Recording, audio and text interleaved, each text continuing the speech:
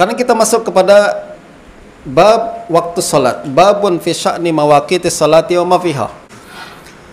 Qala hadatsana Qabisatu qala hadatsana Sufyan ats-Tsauri an Abdurrahman bin Al-Haris bin Ayyas bin Abi Rabi'ah an Hakim bin Abbad bin Hunayf an Nafi' bin Jubair bin Mut'im an Ibn Abbas radhiyallahu anhuma qala qala Rasulullah sallallahu alaihi wasallam ammani Jibril 'inda al-baiti marratain fa shalla bi az-zuhra hina zalat asy-syams fa kana ka qadri asy-shiraq ثم صلى بها العصر حين صار ظل كل شيء مثله ثم صلى بها المغرب حين أفطر الصائم ثم صلى بها العشاء حين غاب الشفق ثم صلى بها الفجر حين حرم الطعام والشراب على الصائم ثم صلى بها الظهر من الغد حين صار ظل كل شيء مثله ثم صلى بها العصر حين صار ظل كل شيء مثله ثم صلى بها المغرب حين أفطر الصائم ثم صلى بها العشاء حين ذهب ثلث الليل ثم صلى بها الفجر فأسفر ثم التفت إلي فقال يا محمد هذا وقت الأنبياء قبلك الوقت فيما بين هذين الوقتين.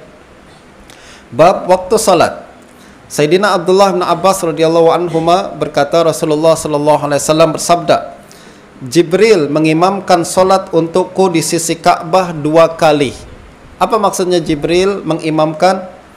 Maksudnya tuan-tuan, Jibril datang kepada Nabi, lalu Jibril jadi imam untuk mengajarkan Nabi bagaimana solat. Maknanya, ini adalah pertama kali ketika solat diwajibkan kepada Nabi. Bila solat diwajibkan kepada Nabi dan kepada umat Islam? Selepas Nabi balik daripada Isra dan Mi'raj, betul tak? Isra dan Mi'raj berlaku di Mekah ke Nabi ketika Nabi di Mekah ke atau di Madinah? Di Mekah, betul tak? Itu sebabnya kata Nabi, Jibril datang jadi imam di sisi Ka'bah. Ka'bah kan di Mekah, bukan di Madinah, betul tak? Ini berlaku maknanya apa? Selepas Isra dan Mi'raj.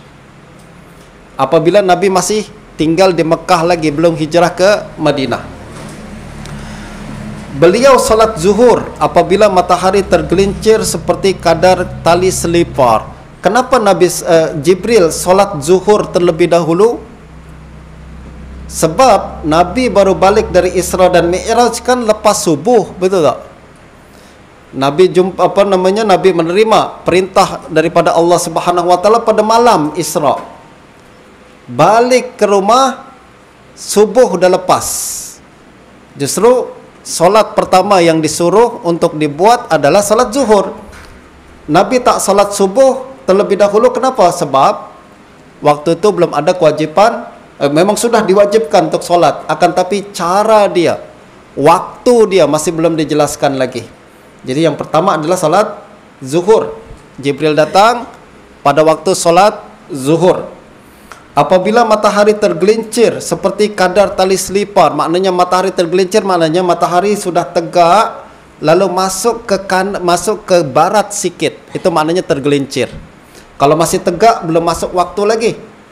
Tapi kalau sudah ke arah barat sikit, itu maknanya sudah tergelincir matahari, masuk waktu zuhur. Beliau lalu salat asar apabila panjang bayangan sesuatu seperti bendanya. Masuk asar nanti apabila barang dengan bayangan dia adalah sama. Benda tu 1 meter misalkan, bayangan dia 1 meter, maknanya sudah masuk waktu asar. Itu dulu, dan sekarang pun macam tu tuan-tuan. Kita perhatikan masuk waktu dengan pergerakan matahari. Akan tapi sekarang alhamdulillah ada jam, senanglah kita tengok pukul berapa masuk waktu, pukul berapa masuk waktu tu kalau ada jam. Tapi kalau nanti tuan-tuan berada di satu tempat, misalkan jam tak ada, internet tak ada, nak tanya orang pun tak ada, nak tahu masuk waktu adalah dengan lihat matahari bergerak macam mana. Tengoklah, tancaplah tongkat, kemudian kita tengok bayangan macam mana. Kalau masih belum ada bayangan, maknanya matahari masih tegak. Tapi kalau sudah ada bayangan sikit, maknanya sudah ke arah barat sikit. Kalau bayangan tu dah sampai sama seperti tinggi benda 1 meter, bayangan 1 meter, masuk waktu asar dan seterusnya. Beliau salat maghrib ketika orang berpuasa berbuka. Beliau salat isya apabila hilang kemerah-merahan di langit. Hilang kemerah-merahan sebab orang matahari terbenam, Kalau baru terbenam biasanya masih ada merah. Nah, masih ada merah tu maknanya Isya belum masuk lagi. Tapi kalau merah-merah ni pun dah hilang semua, gelap betul-betul, Isya dah masuk.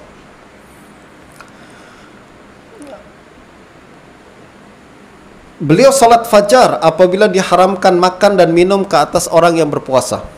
Pada keesokan harinya beliau salat zuhur apabila panjang bayangan sesuatu seperti bendanya. Ni beliau salat asar apabila panjang bayangan sekali ganda daripadanya. Beliau salat maghrib ketika orang berpuasa berbuka. Beliau salat isya selepas berlalu sepertiga malam. Beliau salat fajar apabila telah mula terang. Perasan tak tuan-tuan, ni adalah pertama kali dulu apabila solat difardukan. Solat zuhur telah habis sebelum asar masuk. Solat isya, masa isya telah habis sebelum subuh masuk. Ini pertama kali, tapi pada masa berikutnya sudah ada perubahan. Nabi ajarkan pada kita dalam hadis-hadis yang lain, simpelnya macam ni. Semua waktu solat berakhir apabila solat yang baru datang. Ini yang belakangan, tuan-tuan. Sekarang ini yang diamalkan pada hari ini.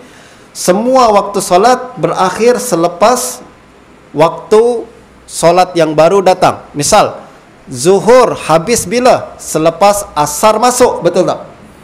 Asar berakhir bila? Selepas maghrib masuk. Maghrib berakhir bila? Selepas isyak masuk. Kecuali subuh. Subuh berakhir ketika terbit matahari.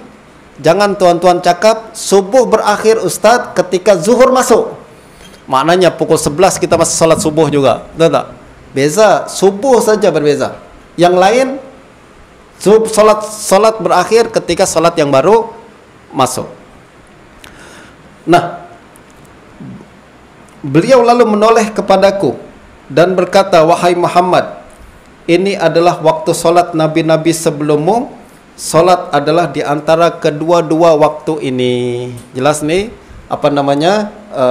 bahwa ini adalah masuk waktu dan akhir waktu. Ingat tuan-tuan ya, solat tidak sah melainkan kalau kita yakin sudah masuk waktu. Kalau kita masih ragu-ragu, dah masuk waktu ke belum, salat waktu ke belum, kita solat, tak sah solat kita. Kita sah solat kalau yakin masuk waktu. Justru sekarang sudah ada perubahan waktu solat subuh kan, betul tak? Tambah 8 minit, betul tak? Nah, itu kena jaga-jaga tuh tuan-tuan. Kita kena yakin dulu dah masuk waktu, baru kita solat. Kalau masih ragu-ragu tak boleh. Tapi janganlah, Ustaz, saya ragu-ragu nak solat subuh dah masuk ke belum. Kenapa? Padahal waktu dah terang lah. Matahari dah terbit, dah tak ada lagi itu. Tak kisah awak yakin ke tak yakin. Ini dah confirm dah. Solat subuh dah bukan dah masuk lagi, dah habis lah waktu solat subuh.